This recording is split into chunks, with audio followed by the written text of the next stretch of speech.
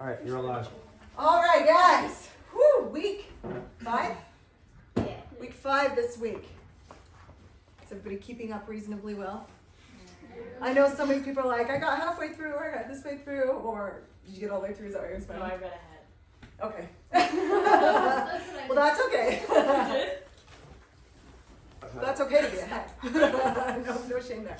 Okay, so we've got this week and then next week we're going to do Monte Cristo, and then our final week you'll come to class still with your final papers, and we're going to, I think I just want to use that week, we'll probably have I might have a survey for you there, or I might have you do it different online, just get feedback about what worked well, what might work better for the future, and also we'll have some fun literary things, okay?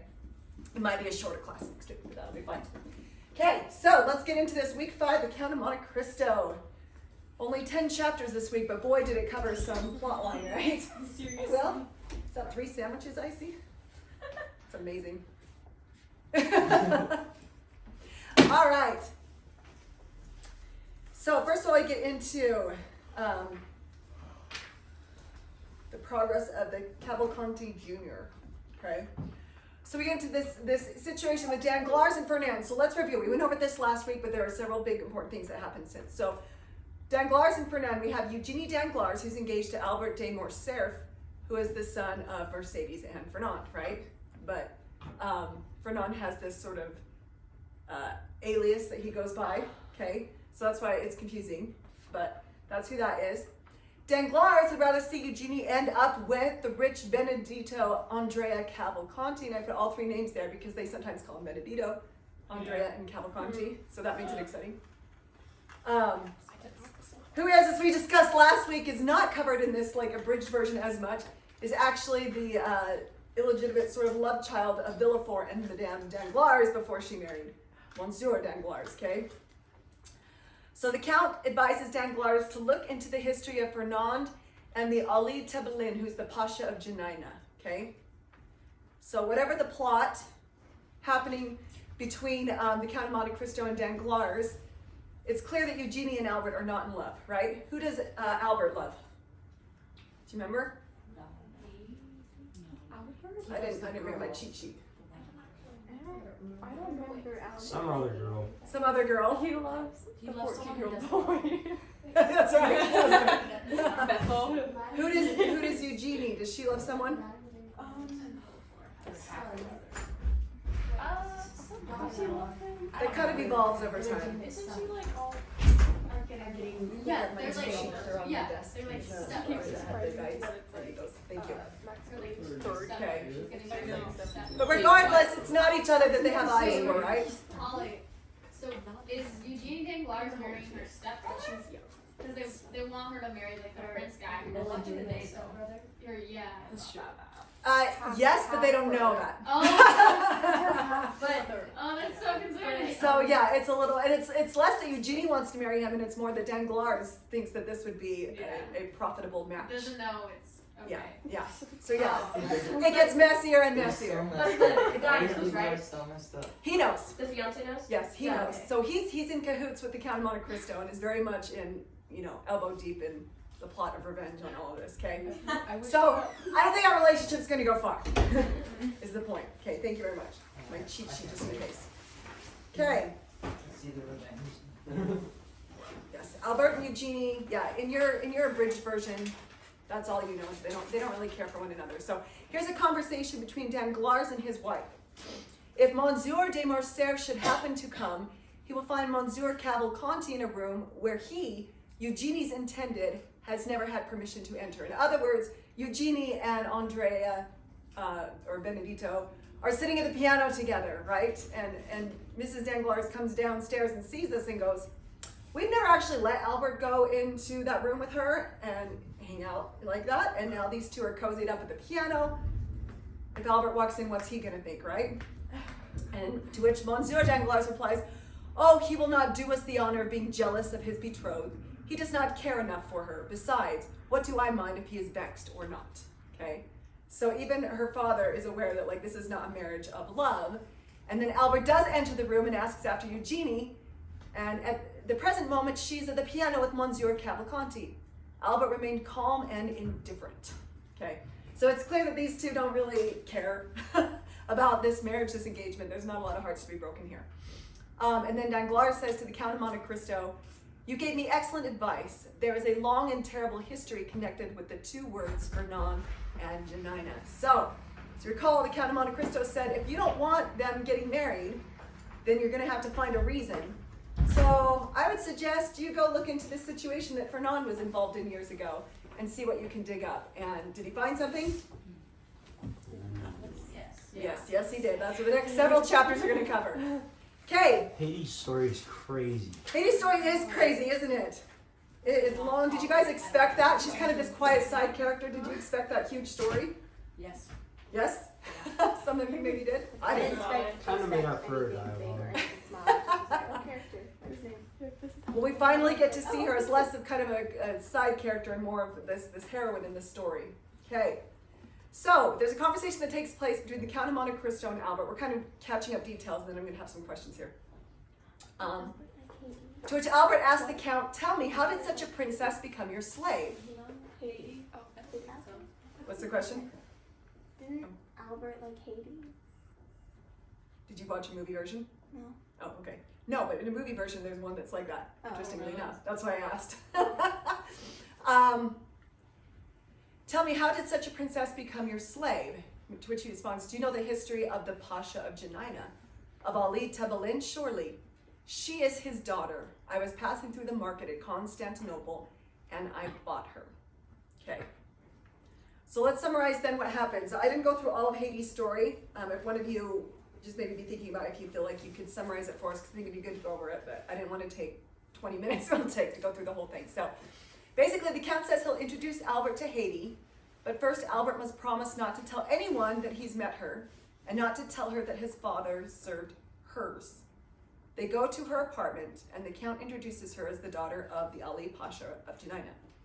Albert asks Haiti if she would tell him about her childhood, and Monte Cristo privately tells her first not to reveal the name of the man who betrayed her father. She recounts the harrowing story of Ali Pasha's murder and how she came to be sold into slavery. Albert knows that his father was connected with the Ali Pasha, but he's unaware that his father was the man who betrayed Haiti's father. Okay, so is there anyone who feels like they have enough of a gist to kind of summarize what happened to Haiti? When we talk about this betrayal, what are we talking about? Go ahead. They went to this like island. I think Ali Pasha did something against someone, and he was gonna find out if he was pardoned or not. And he took his family and servants to an island that was like almost like full of explosives. Like they intentionally put it full of explosives. yeah. So they would Protect them. look. So if they weren't, they'd kill everyone. Mm-hmm. And then Ferdinand came and was like, "You're pardoned," but it was a trick. It was a trick. Good. Now, the Ali Pasha, what's his relationship with the French? Are they enemies or are they comrades? Why was Fernand there? What was he supposed to be doing for the Ali Pasha? Yeah, he was the Frenchman that was supposed to see if he was pardoned or not. Right? He was sent. He was sent there to protect him, to protect the Ali Pasha. Yes, Okay. that was his job. Is that what he did? No, so that's why he's such a traitor, and that's why this gets him into big trouble, because he not only betrayed the Ali, but the French government. Why did he do it? Did anyone catch that? Why did he do Gold. this betrayal? Why? There's a ton of gold in that Yeah. too. He made a bunch of money by being a traitor. Okay, someone paid him, and he made money from the Ali Pasha's riches too. Good. So, I'm trying to think. If there's any other details we need to go over? So you mentioned, I kind of interrupted part of the way through. You mentioned that he then came, and how did he betray? What did he do specifically to betray them? He got the ring, He got the ring. What did he do to her father? lied to him, or killed him. Killed the father. Oh, yes, killed him. Yeah. And grabbed the ring. Why was the ring significant? Because that was the token of trust. That was the token of trust. Okay, so the father's in a separate place. You're right. Haiti and her mother were in this cave where they were being protected by this servant, and the servant had been told by the Ali. He said, "If it's safe, I will send my ring as a signal to the servant, and then you will know that you're safe and you can come out." So he grabs the ring, and he goes to the servant in the cave and hands the servant the ring, so they think that all is safe. But then what? Kills us. They just slaughter, they kill the servant right away, who's meant to protect them, slaughter everyone else, and then they take Haiti and her mother. What happens to them? Sold into slavery. Okay, good, and that's where Haiti is discovered, right? Is her mother sold? I'm having like this weird moment. She's not killed. She's sold to slavery also, right? But they're separated. Yeah, but no, she dies. No, So, she like, dies. She dies. That's what I She thought. sees her husband's head. Okay, see, yeah, that would do it. Okay, My husband said it was something I would do. so it's kind of a complicated story that Haiti's got, but it very much matters to our story of Fernand and the Count and all the things that are gonna come into play. Good. All right. Do you like this little Maximilian? Do you want to be my Valentine? I came across that. That's perfect. Okay. So let's talk about Valentine de Villefort and Maximilian Morel. What's their relationship? They're in love. They're in love.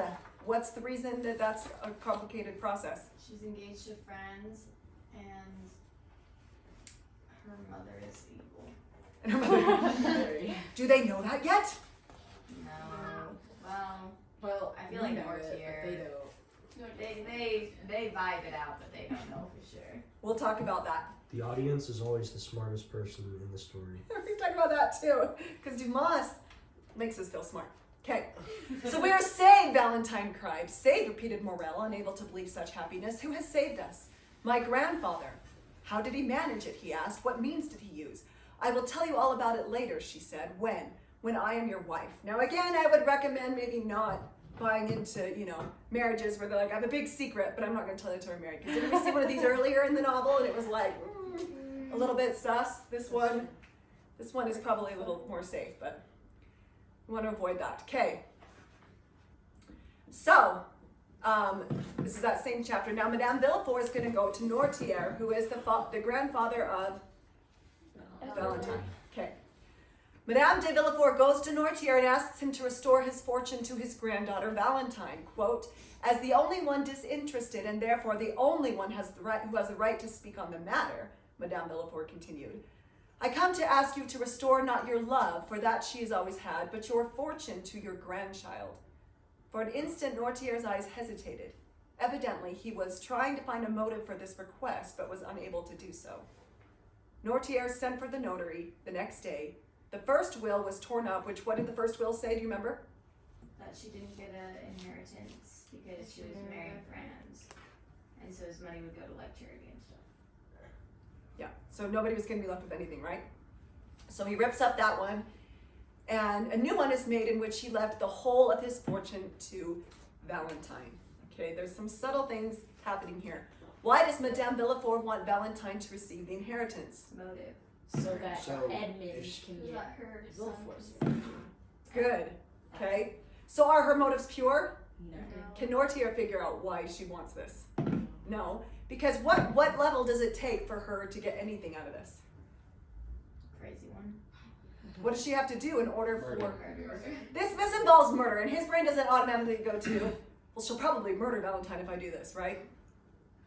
So he trusts in the situation, says, I can't see anything wrong. Why would I leave it to Valentine? As long as she stays with me, which is part of the agreement, right? Because he is a little concerned about her safety. So if she stays with me. I love Noirtier so much. Is he I great? know. He's just my favorite. He's great, even though he was unintentionally the one who maybe started it all. And even reading how he acted in the duel, I was like, okay.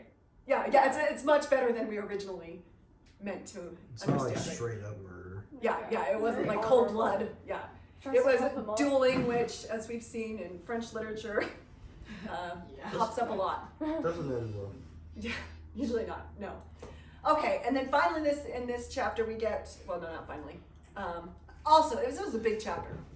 The report from Janina. Danglars and Fernand speak of their children's engagement. So, Fernand Morcerf goes to Danglars to speak of their formal arrangements for the marriage of his son Albert and Danglars' daughter Eugenie. Okay, and he says this to him. This is Fernand. I have the honor, Baron, to ask the hand of Mademoiselle Eugenie Danglars, your daughter, for my son, the Viscount Albert de Morcerf.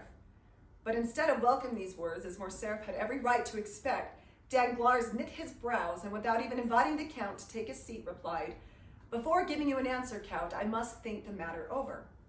Think the matter over? Have you not had time enough for reflection during the 8 years that have elapsed since we first spoke of this marriage? This is not like a sudden agreement. Every day things happen, Count, which call for consideration of questions which we believed exhaustively considered, was Danglars' reply. What do you mean? Asked Morcerf. I do not understand you. Okay. So they go back and forth on why the marriage is to be dropped. Fernand asks several questions, but Danglars does not give a clear reason. Okay? But this is a great quote. Danglars noticed that not once had Morcerf dared to ask whether it was on his, that's supposed to be own account, that he, Danglars, had broken his word. So Danglars goes, why? Why would you do this? Is it because of this? Is it because of this? Is it because of this? He asks all these questions. But Danglars notices that Fernand never asked the question, is it because of me? Is it because of my past? Right? Doesn't even want to bring it up. Okay, so why does Danglars break the engagement? He doesn't like Albert, and there's some sketch stuff about Fernand that he's worried about. And then there's the prince guy. Yeah, I was like, ultimately, what's the real reason that he doesn't want the marriage? Because a better offer came along, right? Yeah. He's thinking, this guy, he's a nobody. I've got this prince that's interested in my daughter. He doesn't know anything about the guy, but he's wealthy, right? So he's very interested in that, okay? And then now he knows that Fernand was a traitor and responsible for the death of the Pasha. Why does that matter? It's not like these guys are upstanding gentlemen at this point. Why does it matter? Because they betrayed the French government. That's a big deal. This is a treason, formal treason, right? Which we know in this setting is not good for you. So the truth would bring shame and could ruin their lives were it to be known, okay? Then we get to the final part of this chapter, which is the actual report from Janina. Danglars finds this random article in the paper he just happens to come across, which reads, a correspondent at Janina writes, a fact hitherto unknown, or at any rate unpublished, has just come to my knowledge. The castles defending this town were given up to the Turks by a French officer in whom the Vizier Ali Tablan had placed entire confidence. This French officer, who was in the service of Ali Pasha of Janina, and who not only surrendered the castle, but also sold his benefactor to the Turks, at that time called Fernand, but he has since added to his Christian name a title of nobility and a family name. He's now styled the Count of Morcerf and ranks among the peers. Good, Danglars observed after having read the paragraph. Here is a nice little article which will relieve me on the necessity of giving any explanation to the Count of Morcerf. So here's the question. Who put the article in the paper? Who? Was it the Count of Monte, right? No, but that's a likely thing. That's why I want to ask. Because we read that and we just assume. I did too. At first I was like, that had to be. He was like a journalist or something? It was Danglars. Was it? It was Danglars' son. Yeah. Not his son. Was it? Huh? He doesn't have a I It mean, wasn't Haiti. what? It's It- very subtle. Like they it don't. was the prince. The prince dude. I can't remember. No, it wasn't him It either. wasn't Isn't that funny? So actually, the book doesn't really give us an absolute truth, but it does give us a hint because Albert is speaking with his friend who's a journalist named Beauchamp. Yeah, that guy. Oh my. And what does Beauchamp tell Albert? Do you remember? He says, I happen to know that Danglars hired a man to go and check out Janina recently, and this was a correspondent who happened to be in Janina recently in the last 2 weeks. So what are we left to assume? He doesn't spell it out for us. Dumas doesn't spell it out, but what are we left to assume? Danglars hired someone to do it. He hired someone to go check it out, snope it out, and when he found something, Danglars probably, we aren't told for sure, but probably said, publish it in the paper. I think it's really smart of the Count. What he does is not just write the articles himself, and he won't poison people himself, but he'll hand out poison and the means of just letting these people rip each other to shreds instead. Because he knows he's experienced their worst character, right? So he's like, I'll just unleash them on each other. Yeah. But you're right, which comes back to this thing we talked about at the beginning of him being like a God figure in that I am, in his mind, I am going to exact justice. I am omnipotent. I am all powerful. I'm going to do these things. Does that go well for him ultimately? No. This is where we come to with great power comes great responsibility, right? Okay. Let's move on. Okay. Next we come to the chapter titled The Lemonade, which makes me laugh because that's in this phrase, don't drink the lemonade. Okay. The The lemonade. This really has nothing to do for literary analysis, but it's a great line and we need to just take a moment to read it, okay? On arriving at the house, Morel was not even out of breath, for love lends wings. But Boris had not been in love for many long years and was bathed in perspiration. Okay? So this Boris is the servant of Nortier and came to the house quickly, as it turns out, with Maximilian, with Morel. How hot poor old Boris is, said Valentine. That is because I have been running fast, but I must give Monsieur Morel the credit for running still faster. And then we get into the plot. Nortier indicated by a look a tray on which were standing a decanter of lemonade and a tumbler. Nortier himself had drunk some of the lemonade half an hour before. Have some of this lemonade, Boris, the girl said. I can see, that would be Valentine, I can see that you are looking at it with envious eyes. The fact is, mademoiselle, I am dying of thirst and shall be only too glad to drink your health in a glass of lemonade. Okay? So poor old Boris, if he had been in love, is the point, none of this may have happened, right? He would have been hot and perspiring because you notice that Maximilian is just fine. Okay, so lemonade. Hint, don't drink the lemonade. What is the matter, Boris? Valentine asked him. I'm sure if you've read this, you know what's about to happen. The servant did not answer. He looked at his master with wildly staring eyes while his cramped hand groped for some support to prevent himself from falling. The trembling fit which had come over Boris gradually increased, and the twitching of his facial muscles announced a very grave nervous attack. I did not include all the gruesome details of his death, by the way. I felt like I'd spare us that, but if you haven't read it yet, just brace yourself. Seeing his old servant in this state, Nortier looked at him affectionately, and in those intelligent eyes was expressed every emotion that moves the human heart. So let's pause here. Nortier sees what's happening to Boris and is having a strong reaction to that. Why? Why does Nortier see something as simple as... He drank the lemonade too, didn't he? Because Yeah, he'd had some lemonade a half hour before, right? Is Nortier fine? Yeah, But what's happening to Boris? he's dying. We're jumping right to it, okay? He's twitching in these facial muscles, a very grave nervous attack. At this point, he's just having a reaction to the lemonade, right? So no one's particularly alarmed except for Nortier. Nortier. Why is he more alarmed than the others? I think doesn't he know that it had his medicine in it? Or he figured it out? He doesn't know that it has his medicine in it, but he knows about the poison, I think, of Yeah. its existence and that it can be used against. yeah. So he catches on a lot faster than everyone else, right? And because of Dumas and the way that he writes, which is allowing us to kind of be a little bit more omniscient in seeing the characters and their reactions to things, it helps us to clue in ahead of the game too, right?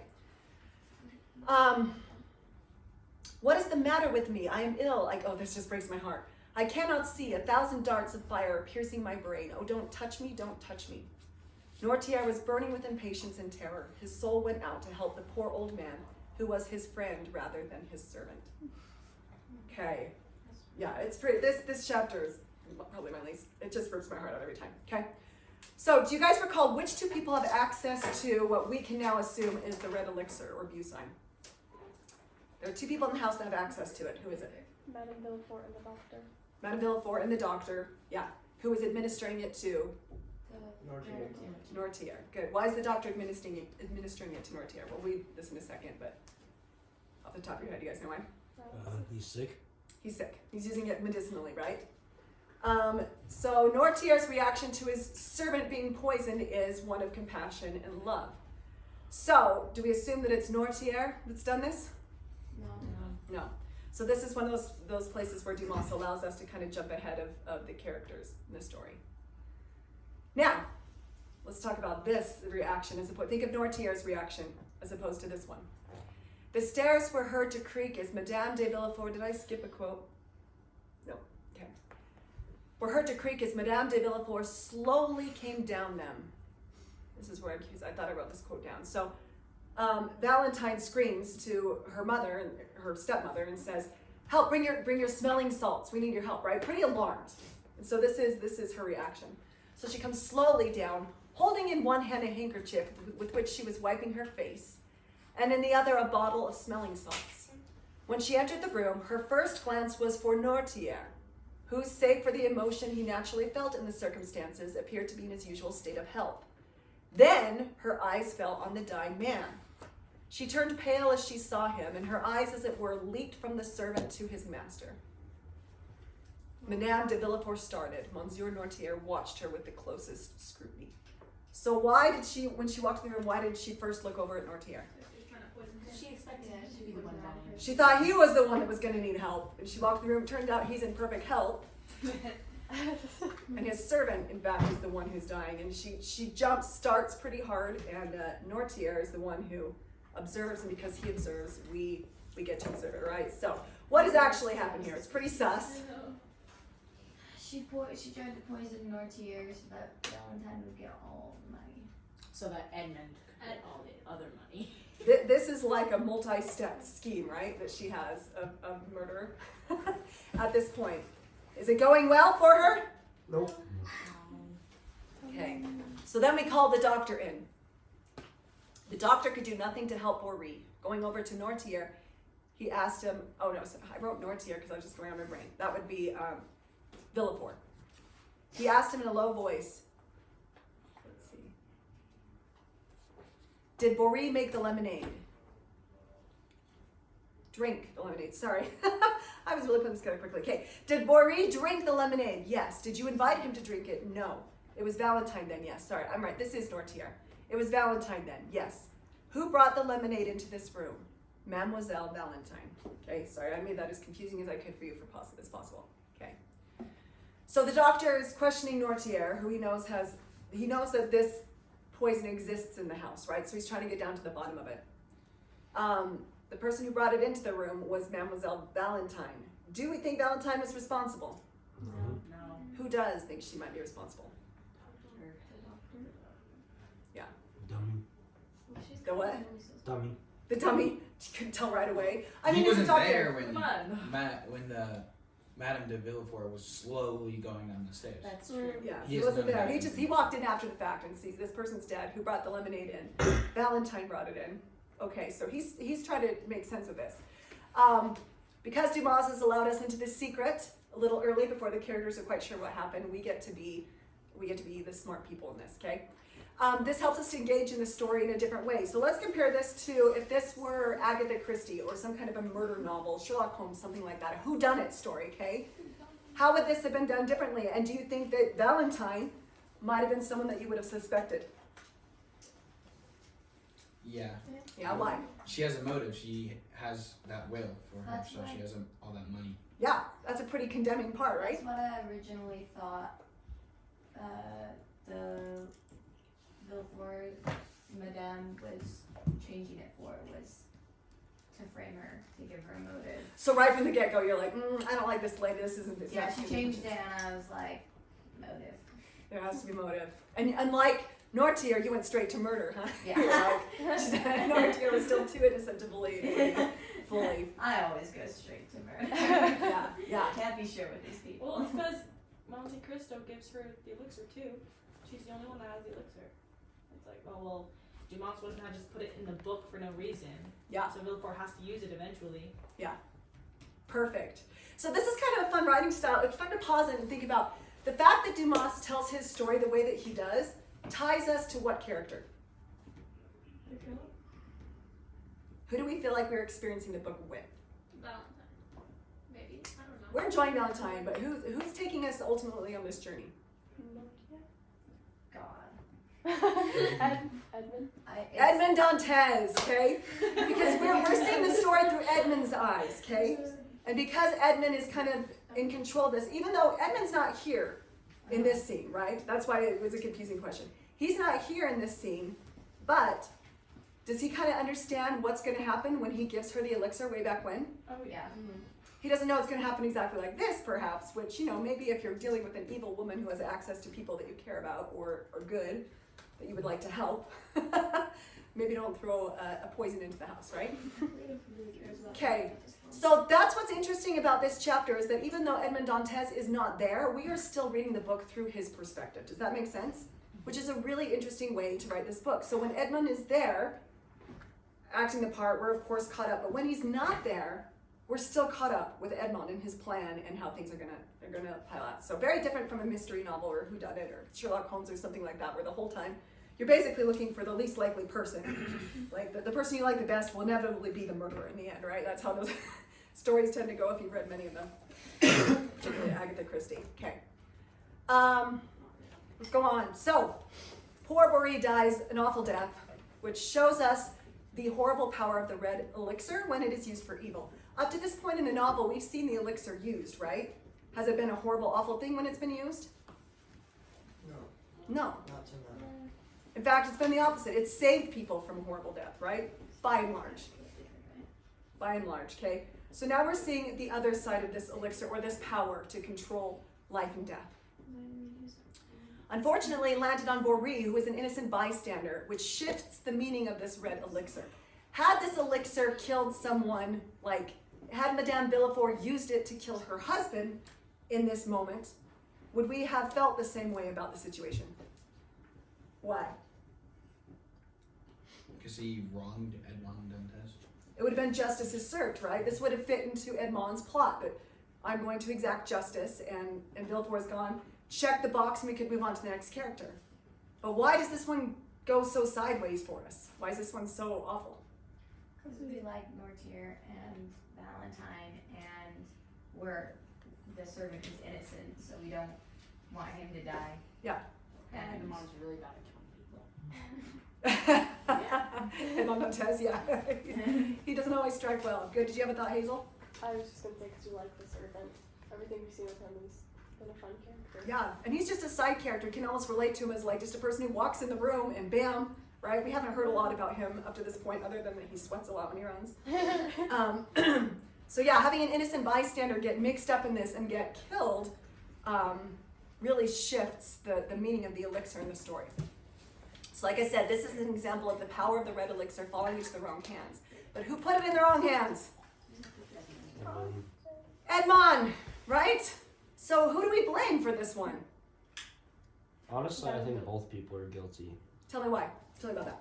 Well, because Madame, is it Villefort? Uh-huh. Yeah, Madame Villefort had she had the autonomy of will to choose whether or not to kill somebody for means, even if it was for another person. Mm-hmm. It still doesn't justify killing a person, and I think Edmund should be held responsible for his actions as well, because he put that poison in place where he knew it would be dangerous and it would kill somebody. Good. Good. I agree. Yes. I kind of think the same thing, except I think it's more Madame Villefort, because she made the decision to try and kill someone and kill someone else instead. And even though Edmund did put that in their power, he didn't make the decision, and I think that he does have it to blame, but not a full murder to blame. I think it's more of a I don't know, just putting power in somebody, giving power to somebody, the wrong person, instead of killing someone. I think he's got the blame of. I don't think the death lies on him, but maybe other things do. So. Okay. Good. Yes. I would say that in a court of law, Edmond Dantes, if he had like a good enough lawyer kind of thing, wouldn't be convicted. Yeah. Why Because so? There's nothing. But since we know his intentions, Mm-hmm. and like let's say God would know his intentions, he would be convicted in the eyes of God. Yeah, because the intent here is very, very different, right? Because he originally, in a court of law, like you're saying, he would have said, well, I gave her the abuse sign for what? Medicine. For medicine, because that incident with her son, right? So it's a totally innocent thing. His intentions might have been different, Hazel. Yeah, he could argue, like it's like somebody that sells a gun. It's like, I didn't know what they were going to use the gun for. Like, I had no idea that he was going to shoot someone. But then he would be convicted because like giving him a silencer and like for free and being like, this is a good time and this is a place that people put bodies. Yeah, it would not be a great situation in a court of law if that was a recorded conversation, for example, right? Like Edmond in a court, if somehow it was a recorded conversation, the one that he'd had with Madame Villefort, would it have been as clear cut? Like, oh, he's innocent? Good, so intention plays a big role in this. Here's a complicated question. Why did he give her the view sign? Who was he intending her to kill? Villefort or someone Villefort cared about, so that Villefort would be hurt. That's a great answer. Other thoughts? Yeah, basically, I think he was just trying to get rid of Villefort. Because, like, I think that's probably the best way to go about it, like, without hurting the people that the audience kind of likes. Mm-hmm. Like, we kind of like Valentine and some of the other characters, like, surrounding Villefort. Mm-hmm. So it's, like, the easiest way to get straight to the target without incriminating himself. Just throw it in the house, right? See what happens. Jack. At the point when he gave her the poison, he didn't know. We don't know that he knew about Villefort's family, right? Yeah, yeah. So he didn't know if Valentine was a good person or not, right? So Yeah. he probably wouldn't have cared if she Yeah. died. I tend to, yeah, go ahead. Sorry. Also, just like I feel like he doesn't know if she has like motives to kill her husband. He just hands it to her, which is why I think he just like his point is he just wants someone in that house to like die, and he wants Villefort to suffer, whether through death or through like Yeah. Did Edmond have any real relationship, or like, Yeah. did he see anyone in the house as good guys, bad guys when he handed her the elixir? Probably Noirtier. Maybe. He was like, just don't kill this. Just don't kill What this one. But is- that's exactly who she's going for, right? What I meant when I was saying that, I was saying, like, from the author's point of view. Yeah. Like, he was saying these are kind of the good guys and the bad guys, so it's probably the easiest way for the author to move forward the plot. Yeah. I tend to, I don't think it's a cut and dry answer. That's why I asked it. It's an interesting thing to say, well, who was he, what was his plan here ultimately? And I think Savannah, you hit into something, which is that he wanted to hurt Villefort if nothing else, and whoever she took out at that point would hurt Villefort, right? Even Noirtier would have hurt Villefort, right? Okay, so then the doctor comes in. He is dead. And the doctor tells them, there is a poison which destroys life without leaving any traces after it. I know the poison well. I have made a deep study of it, which is always makes me smile when they're just coincidentally, someone's like, I happen to be an expert in this poison at this moment, but it works to drive the plot forward. There is one means of detecting its presence. We have syrup of violets. If the lemonade contains poison, the syrup will turn green. Watch closely. The doctor slowly poured a few drops of lemonade into the cup. Emerald. The experiment left no room for doubt. The unfortunate Barreau has been poisoned, and I am ready to answer for this statement before God and man, meaning that I will testify before court that this man has been poisoned, okay? So, the plot has thickened. We now know, all the characters know that poison was involved. So then the doctor advises, seek whom the crime would profit, okay?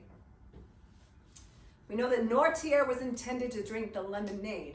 This is the doctor speaking to Villefort, who is not there for all this, right? Villefort comes home, gets this unfortunate news, and now they're chatting.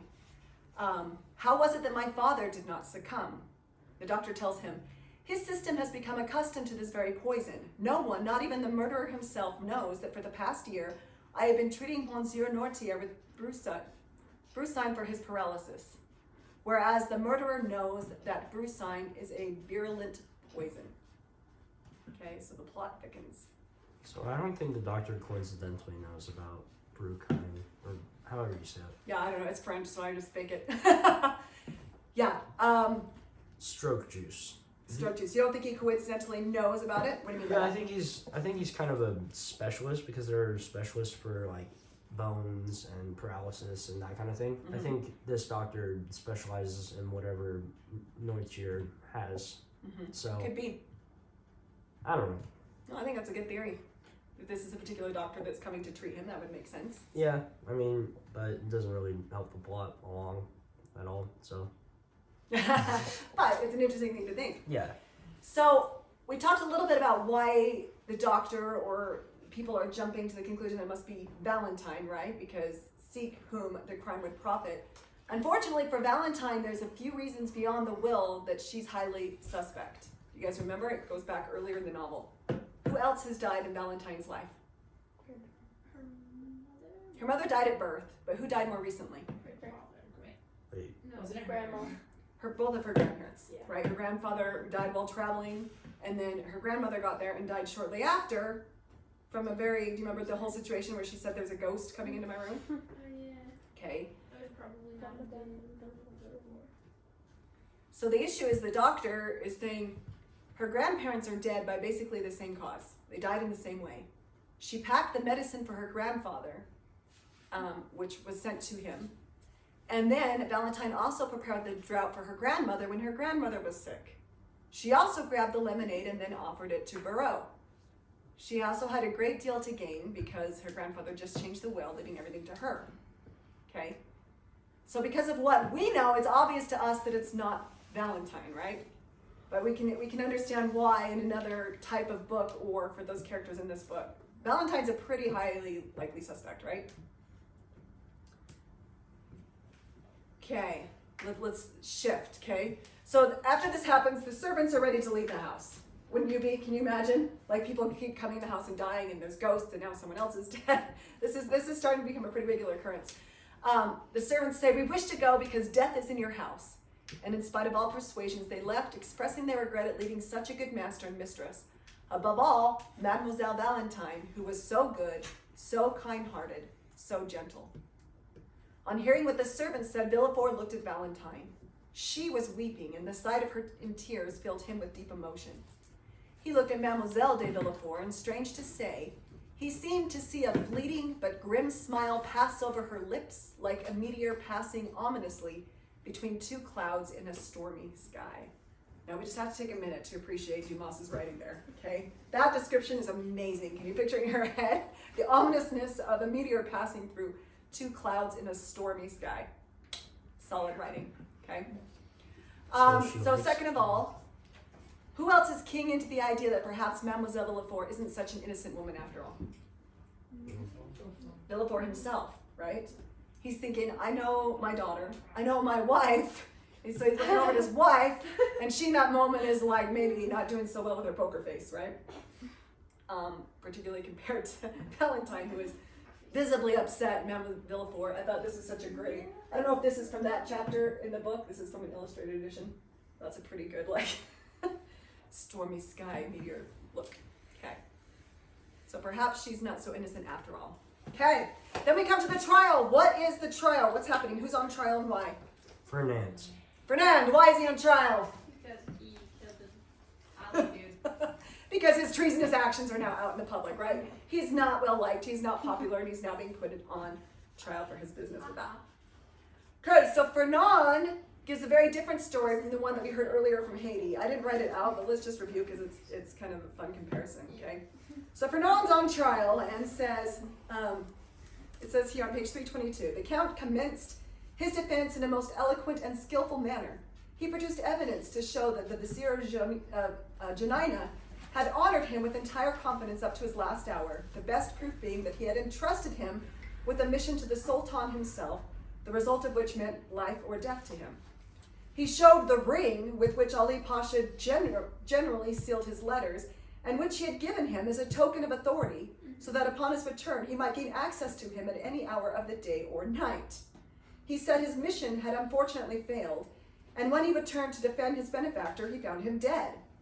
So great was Ali Pasha's confidence in him, however, that before he died, he had entrusted his favorite wife and daughter to his care. In which he later said, I have been told that they have since succumbed to their grief and maybe to their privation, okay?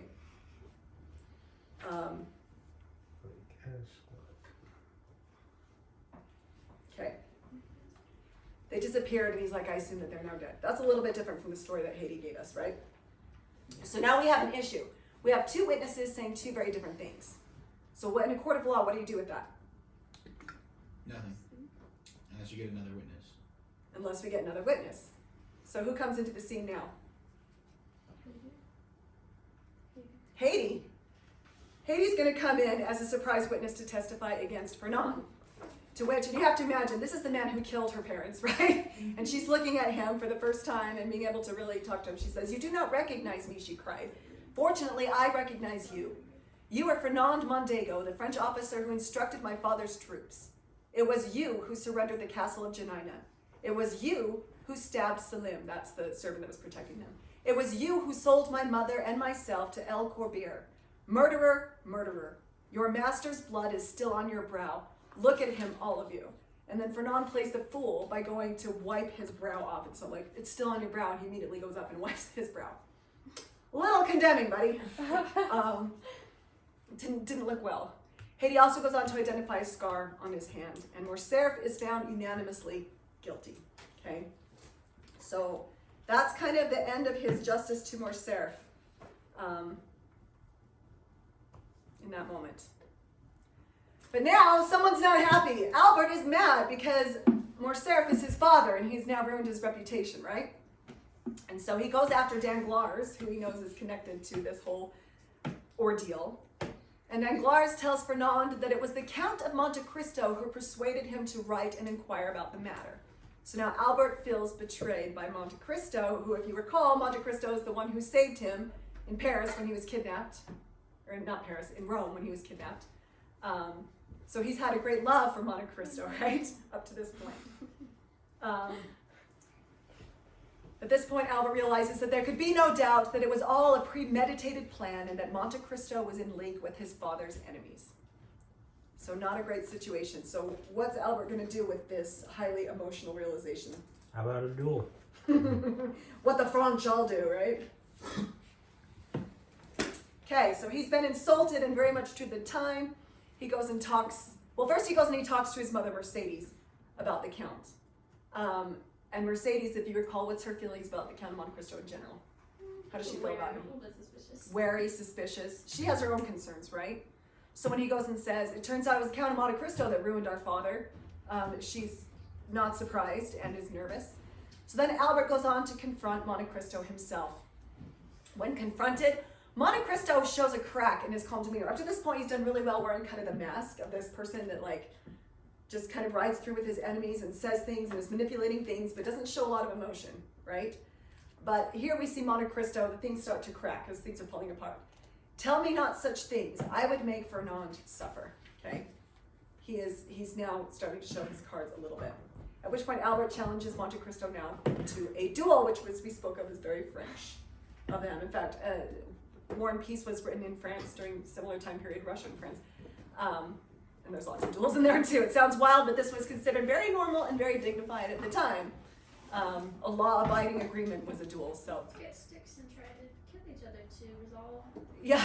disagreements. Yeah. You choose, I challenge you to a duel, it'll be at this time. You would have witnesses that would come and observe the duel for you, and then you would choose your weapons and your manner, and whoever died, and there was no punishment of law for that. Like, if you shot someone in a duel, it was all legally okay, apparently, according to protocol. So, kind of an interesting thing. I'm glad we don't do that anymore. Especially, can you imagine being the mother of Albert? Like, your child gets in a fight with someone at school and then they're challenging to a duel. This is a common thing that would happen, you know, your It's like kid would get challenging the insulted. principal. Yeah, or something, yeah. Like, they come home and they're like, I've challenged so-and-so to a duel, and you're like, you know it's 50-50 that you're gonna die. And if it's someone older, you're much more likely to die, like someone more experienced. So going against the Count of Monte Cristo as Albert, maybe not a great idea. How's Mercedes gonna feel about all this, right? So we find out in the chapter called The Night. Mercedes just goes straight to Dantes and begs mercy for Albert, and in a very revelatory moment, she says, Edmond, you will not kill my son. Does Mercedes know who the Count of Monte Cristo is? Yes. Has she known all along? Yes. Yes! Now we know, okay? It's such a power move by her to just walk and be like, Edmond, you will not kill my son. The emotion of that is felt like as you read the book. I love that moment. And I think obviously Dantes has a strong reaction to it too, right? He argues that Fernand has brought this upon himself with his wrongdoings, both to him and to the Pasha. Fair enough. Fernand, not an upstanding citizen. At this point, Mercedes learns the truth of her husband's involvement in Dantes' imprisonment, which might be worth a peek. You can tell it's running out of time, so I was like, I'm just going to put a page number in case we don't look at it. But on 339, we have this here. So she learns when her husband is dead, and she responds this way. Edmond, continued Mercedes, her arms stretched out towards the Count. Ever since I knew you, I have adored your name, have respected your memory. Oh, my friend, do not compel me to tarnish the noble and pure image that is ever reflected in my heart. If you knew how I have prayed for you, both when I thought you living and later when I believed you dead. Yes, dead, alas. I imagined that your dead body had been laid in its shroud in the depths of some gloomy tower, or hurled into the bottom of an abyss where jailers fling their dead prisoners, and I wept. What else could I do, Edmond, but weep and pray? Okay, so what is Mercedes begging from him there? When she says, do not compel me to tarnish the noble and pure image that is ever reflected in my heart. Not to kill an innocent. Don't kill someone innocent because it'll force me to see you differently. Yes? I thought it was really interesting. He blamed like fate and providence and Yes, God a lot, and he he did. kind of like put himself as in like, no, I'm carrying out God's justice. He said, it's not me, it's providence. And she was like, why should you take the place of providence, you know? Mm-hmm. Fair question, Mercedes, right? Which causes him to pause and think of this interaction with Mercedes is a huge turning point in the book as far as Dantes goes, right? So how does he respond to this? Did you notice? Is he like, go away, old woman, I don't care? He's gonna let Edmond shoot him. Let Albert. Let That's Albert, what yes. I Yeah. oh my gosh. There's so many names. I was picking up what you're putting down. Yes. Okay. So Dantes promises Mercedes that he will not kill Albert. And this is the moment where Dantes finally starting to realize that perhaps having an evil plot of revenge that consumes her life is a bad idea. Okay. This chapter ends with this great quote from Dantes. Fool that I am, said he, that I did not tear out my heart the day I resolved to revenge myself. So what did Dantes intend to do, and what has he done instead? Thoughts? He's gonna kill Albert in a duel. And I'm just gonna let Albert. Kill him in a duel. That's the small about what's happening right here. But overall, this is a big overarching moment in the book where he's saying that he regrets, that he wished he'd rather torn out his heart than resolved to set on this huge plot of revenge. Okay? So he was seeking to revenge himself against his enemies, but what has actually happened? Is that working out so well? Well, yes, but no. Sometimes. I mean, more Seraph is going, right? But what does that cause? Pain to Mercedes and to her son, who he's now supposed to kill but can't, so now he has to die in his place, right? It's kind of the, it's come full circle, right? And who else has he killed? The servant. It's Bori, right? Mortier's servant. Valentine's grandparents. And Valentine's grandparents. Like, people are dying all over the place, right? Okay. So Dantes is finally having a moment where he's shifting his thinking, okay? Due very much to Mercedes. If we were to talk about, go back to archetypes, and this doesn't have the most clear answer, so this is a subjective question. What sort of archetype does Mercedes represent? Or what kind of overarching character is she meant to be in this book? Probably. The innocent. I think that's a good guess, yeah. Like the guiding light, I feel like. She was taken from him, and that anger against this man is part of the fuel. Yeah. And she's the one to persuade him. Yeah. So a little bit of the mentor, a little bit of the innocent, the guiding light, all those things. Other thoughts, yeah. I think it's a little bit like, I kind of see him as like projected his emotions at this point. Yeah. The Count of Monte Cristo. I feel like she's a lot of his emotions that are like good and calm and forgiveness and things like that, and then all of his enemies are the emotion of revenge. And so he's like choosing which path to take constantly, and I think now he's kind of realizing, oh, maybe I should take that path instead. Should have. Yeah. This is such, like, when I think of great heroines in novels, I think of Mercedes. Because the courage it took her to walk in, face this man who she's been kind of avoiding a little bit. Like, he makes her nervous, right? Even though she knows who he is, she has an idea about this. But this moment, to protect her son, she's going to go in and she's going to face it head on. And she says some really bold things to this person, right? Very, very courageous, very, very brave, yeah. That's something else that I thought was interesting. She's doing this out of a mother's love for her child.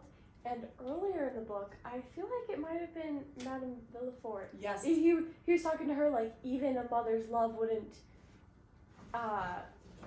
be excusable for this action of killing people with this poison, or some conversation like that. But here is a very noble mother fighting for her son in a very honorable way. Very different from the Shakespearean reference that we had earlier, right? Yes. Where you would kill for your son. here she's putting her own life in danger as far as she's concerned to save her son. That is a great observation.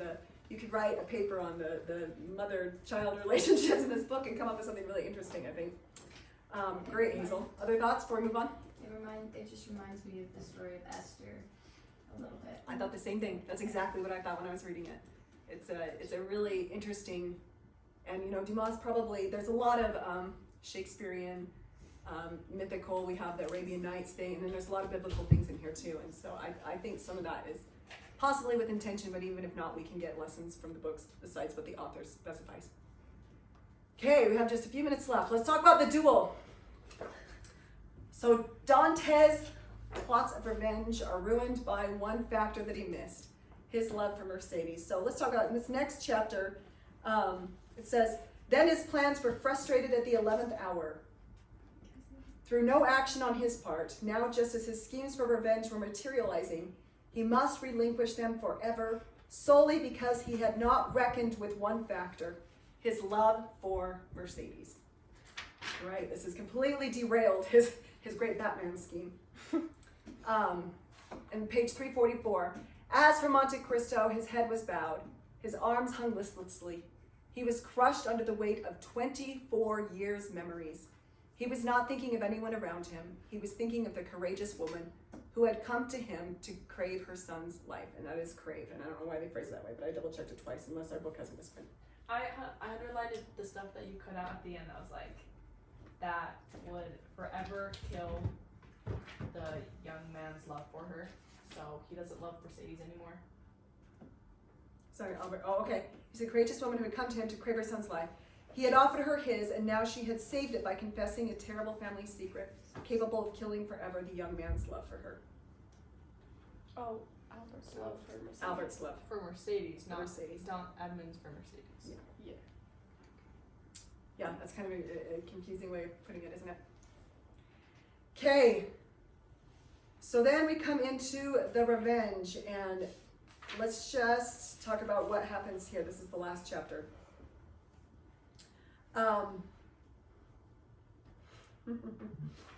Okay, so Fernand is going to confront Dantes, and all is going to be revealed. Let's have everybody turn to that page, 344. Did anyone underline anything specifically in this final chapter?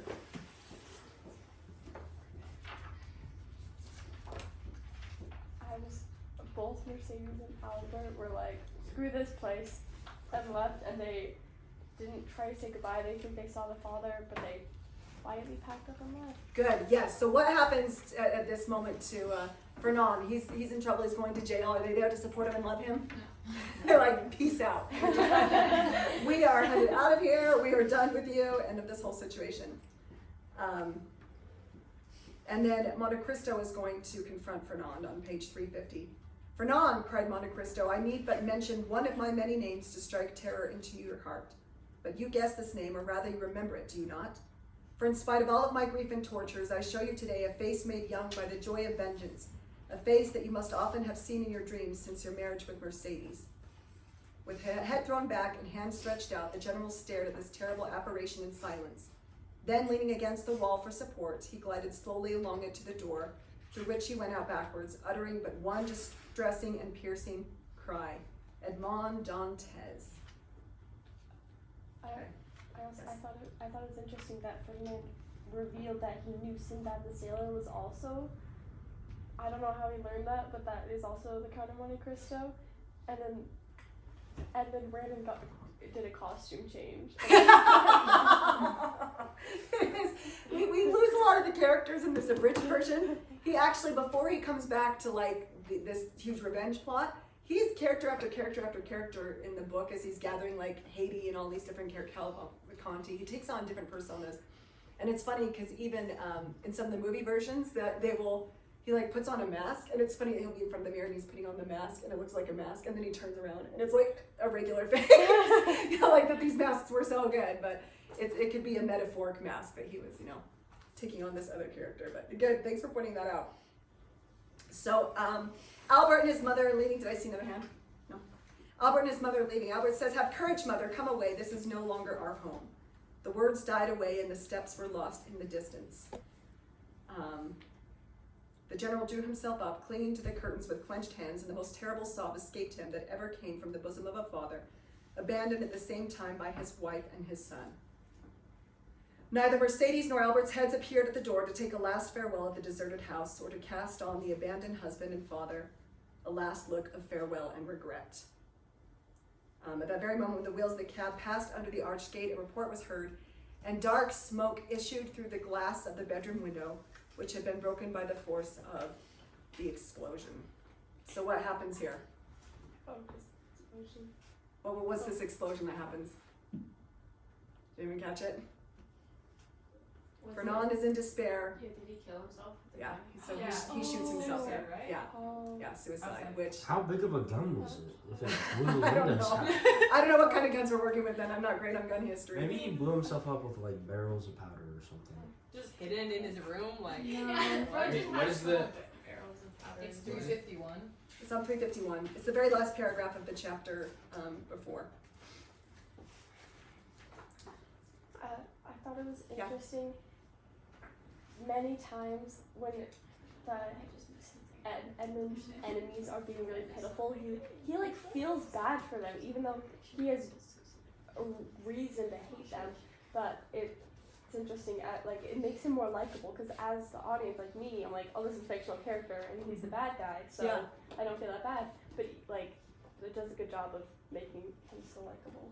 Yeah, characters that go beyond just an archetype to be a whole person are very, because like at the end when Fernand does this and he takes his life, it's still tragic, right? Yeah, he's a bad guy and he did a lot of bad things to other people, but you feel the human side of like, to be in that much despair. His whole reputation is ruined. He's inevitably going to jail. Now his wife and his son have left him, and he has opted instead to end his life. All right, and that is where we end into the next chapter. Valentine goes into our last week of reading. Any final thoughts before we let you go? We're ending just a few minutes early, but there's a lot to go over this week, huh? We felt the full range of emotions. I have to go take to my bed. Okay, well, enjoy the conclusion of the Count of Monte Cristo. We'll talk about the last section of the book next week, and then the following week, your final papers for the class will be due. Will there be like themes like there were for Frankenstein? What was Yeah, the- I'll put out some suggestions for themes, Megas. On this one, you don't have to use a theme if you don't want to, but just consider your experience now. You've written a couple other papers. What makes a good thesis statement versus not? And I'll hand out an outline for you to fill out too. But just be thinking, if I were to say, this is what my paper is about, is it an interesting idea? Like, what is this book saying really? Remember, that's what you're wanting to use for your thesis. What is this book really about? And then choose one of those themes to write about. Does that make sense? Okay. Enjoy the spring weather, my friends. Nobody challenge anyone to any duels, okay? Too late. I guess I'll have to cancel my Squirt guns only. Uh-oh. Thank you, Miss Holly. You're so welcome. Go send. Figure out if you can ride with you.